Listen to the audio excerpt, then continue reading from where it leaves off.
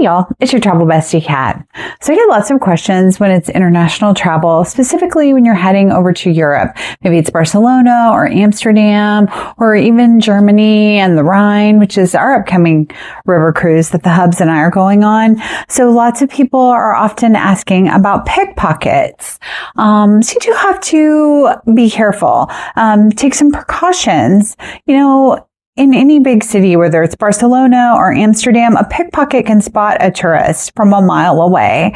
Sometimes it's just how we're holding a menu, or we stop in the middle of a busy sidewalk or street, or we stare at a map, or we're looking at Google on our phone. So if we're acting like outsiders, we're unintentionally making ourselves a target.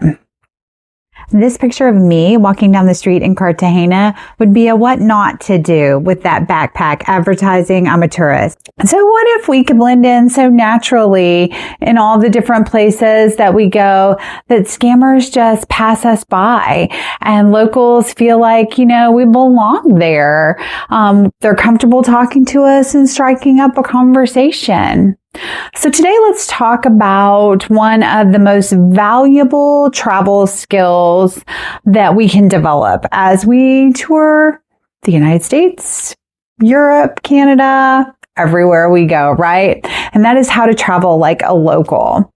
We've got to understand the culture of where we're at and what the norms are, and reading the room, to simple habits that help you stay safe and connect more authentically with the folks that you're meeting there. So with the places that you visit, just make a few small adjustments that'll transform your travel experience. Because the goal isn't to pretend that we're from wherever we're visiting, right? Like, I know I'm not from Amsterdam. It would be fun if I were from Barcelona, but I'm not. It's okay. It's to travel with awareness, right? Confidence and respect for the places and the people that we're meeting and seeing. And when we do that, we'll discover a side of a destination that most tourists never ever get to see. And that's really cool. And plus, hopefully we won't get pickpocketed or lose any of our stuff, right? So let's dive into the art of blending in while we're standing out for all the right reasons and not for losing our phone or our wallet or anything else. Have you noticed when you travel how easy it is to spot a tourist? Even if it's when you're downtown, maybe I'm from Knoxville. So when we're downtown Knoxville going to the Bijou for a concert or something. In Amsterdam, pickpockets can often identify the tourists, right? From a mile away, like we talked about earlier. It's how we act. It's how we hold a menu. It's how we're looking distracted. It's how we stop in places that, just the middle of the road, right? The middle of the sidewalk. The reality is, if we're acting like that, if we're acting like an outsider, we're making ourselves a target. So we have to focus on not doing that. We're not going to pretend that we're locals. That's not our goal. But if we could travel and be aware, that is our goal. We want to blend in well enough that locals feel comfortable welcoming you into conversations, recommending their favorite hidden restaurants, those hole in the walls where you're going to get the best food, and sharing experiences that never make it into the guidebooks. That's going to be where our magic is happening for our trips. And we want to blend in well enough that we have these meaningful experiences and we spend our money and our time in the most valuable ways. Travelers who have the most meaningful experiences aren't the ones who spend the most money or visit the most famous attractions.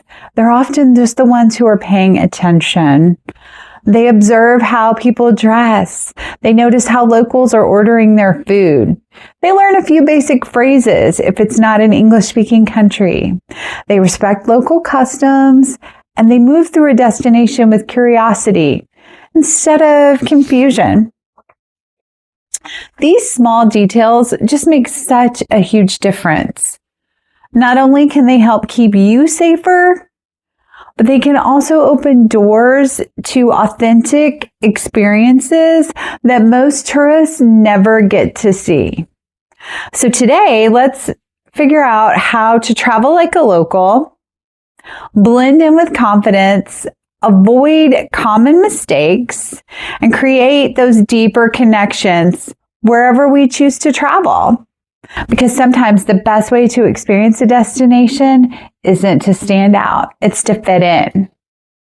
So when you're thinking about traveling, look ahead to, just sometimes how the locals dress, what are some of the local traditions in the different places you might want to visit, and some of the local phrases if you're going somewhere like Kyoto in Japan or even in Germany and you want to, be able to say hi, or if you want to be able to order a drink, maybe if you're going to Mexico and you want to be able to order your café con leche, your coffee with milk, right?